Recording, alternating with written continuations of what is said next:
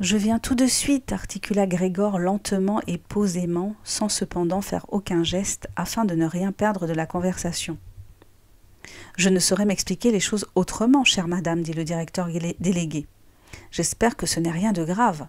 D'un autre côté, je dois dire aussi que nous autres, dans le commerce, sommes bien souvent obligés, malheureusement ou heureusement, selon qu'il vous plaira, obligés, dis-je, de surmonter nos petits ennuis de santé quand notre devoir professionnel est en jeu. Eh bien, monsieur le directeur délégué peut-il entrer maintenant s'impatienta le père en frappant de nouveau à la porte. Non, répondit Grégor. Un silence pénible s'installa dans la pièce de gauche. Dans celle de droite, sa sœur se mit à sangloter. Pourquoi donc ne se joignait-elle pas au reste de la famille? Sans doute parce qu'elle venait de se lever et n'avait pas même commencé à s'habiller. Et pourquoi pleurait-elle? Parce que Grégor ne se levait pas et refusait de laisser entrer le directeur délégué?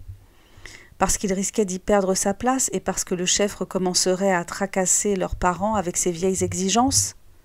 Mais c'était se faire bien du souci pour rien. Grégor était toujours là et ne pensait pas le moins du monde à laisser tomber sa famille. Pour le moment, c'est vrai, il gisait sur la descente de lit et personne, sachant l'état dans lequel il était, n'aurait pu exiger sérieusement de lui qu'il laissât entrer le directeur délégué. Mais cette petite impolitesse, à laquelle on trouverait facilement par la suite une excuse plausible, ne justifiait vraiment pas le renvoi immédiat de Grégor.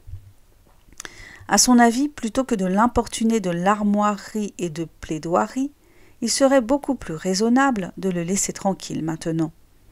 Mais précisément, et d'un autre côté, l'ignorance qui pesait sur les autres rendait leur comportement excusable.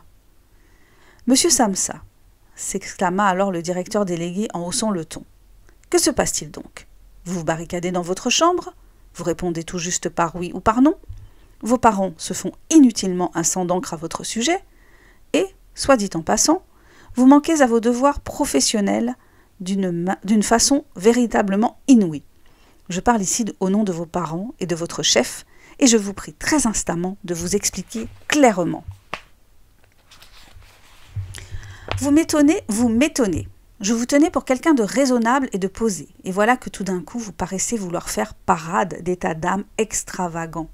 Certes, le chef a suggéré ce matin devant moi que votre défaillance pourrait s'expliquer par les encaissements que nous vous avons récemment confiés, mais je lui ai donné positivement ma parole d'honneur que ce n'était pas la bonne explication.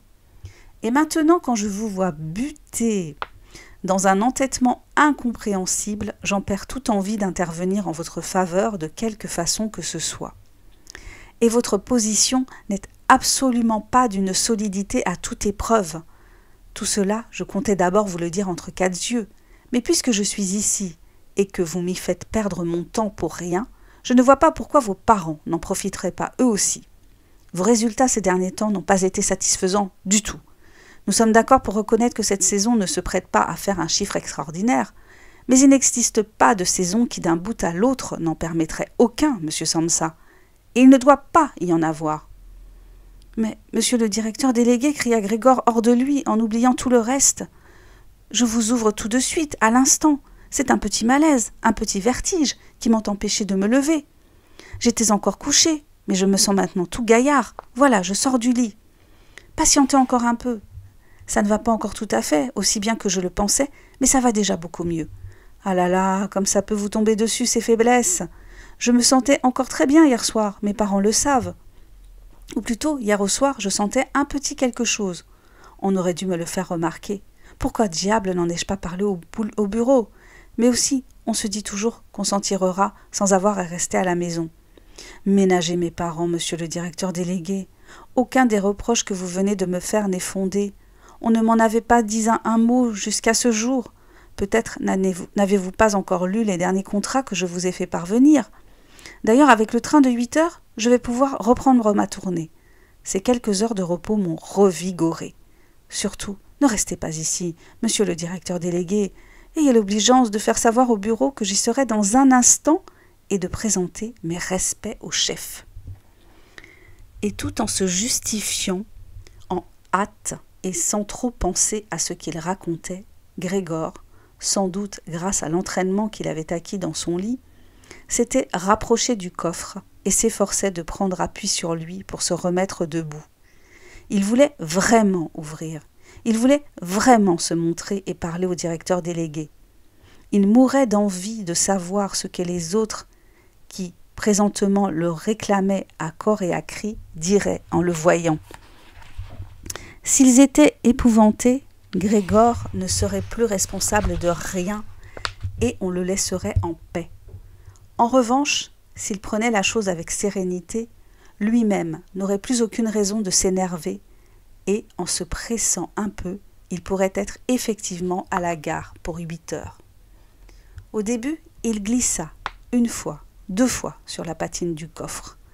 Mais en fin de compte, il donna un dernier coup de rein et fut debout. Il ne se souciait plus du tout des douleurs qu'il ressentait à l'abdomen et qui étaient cependant cuisantes.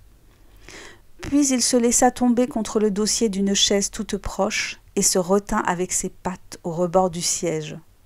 Ce faisant, il avait appris à se contrôler et il s'immobilisa en entendant le directeur délégué demander à ses parents « Avez-vous compris un traître mot de ce qu'il a raconté? Est-ce qu'il nous prend pour des imbéciles ou quoi ?»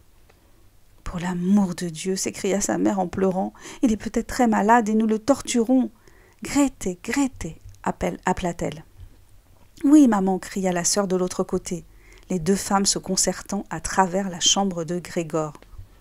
Va tout de suite chez le docteur, Grégor est malade. Dépêche-toi, chez le docteur. Tu l'as entendu parler? C'était une voix d'animal, constata le directeur délégué, d'un ton dont la douceur faisait vivement contraste avec les criailleries de la mère. Et de l'entrée, le père lança vers la cuisine, en tapant dans ses mains « Anna, Anna, allez tout de suite chercher un serrurier !» Un moment après, les 2 jeunes filles traversaient déjà l'entrée en soulevant dans leur course un froufrou de robe. Comment sa sœur avait-elle pu s'habiller aussi vite? Et ouvrait à la volée la porte de l'appartement, que l'on n'entendit même pas se refermer, sans doute parce qu'elle l'avait laissée ouverte, comme le veut la coutume dans les demeures où il est survenu un grand malheur. Quant à Grégor, il était maintenant beaucoup plus calme.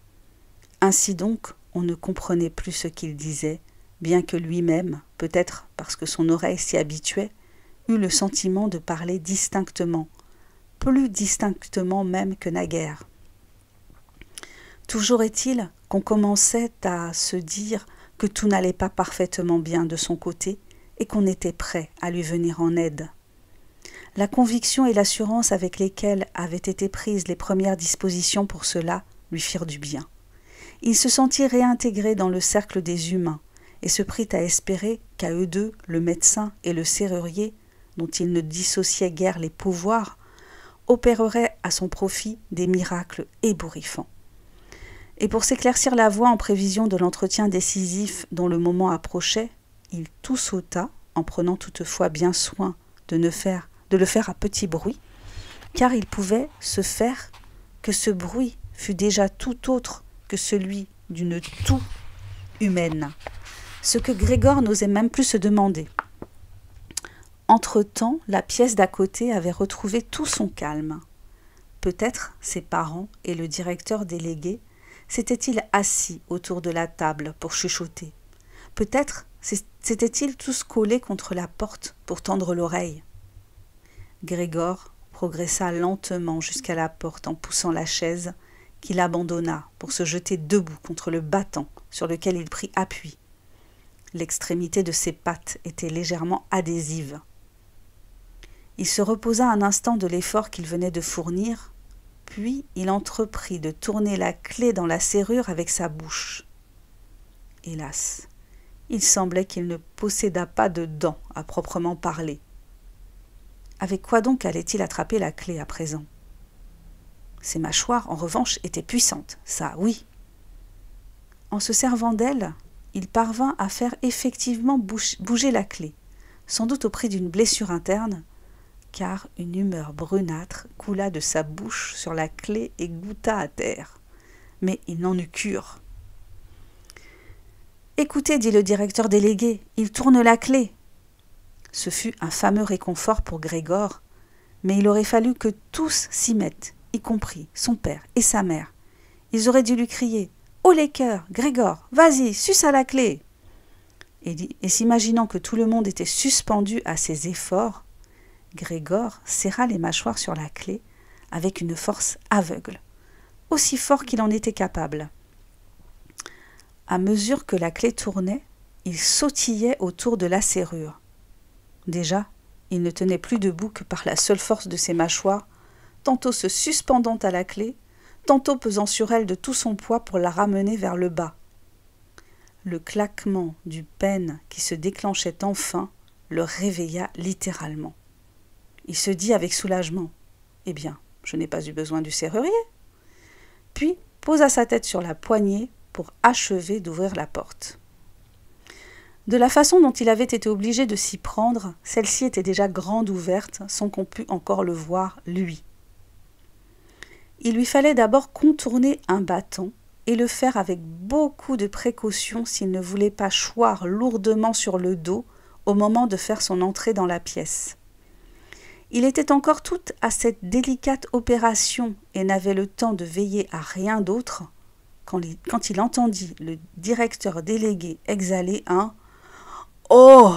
puissant qui résonna comme un feulement du vent.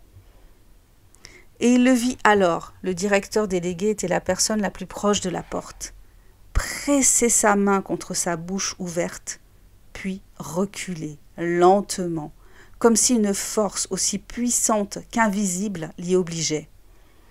Sa mère, qui malgré la présence du directeur délégué était encore en cheveux et tout ébouriffé de la nuit, regarda le père, les mains jointes, avant de faire 2 pas vers Grégor, puis de s'effondrer au milieu de ses jupons éployés, le visage incliné sur la poitrine à y disparaître. Le père serra les poings, l'œil mauvais, comme s'il voulait rejeter Grégor dans sa chambre. Mais il regarda autour de lui, hésitant, puis se cacha les yeux dans ses mains, et des sanglots secouèrent sa large poitrine.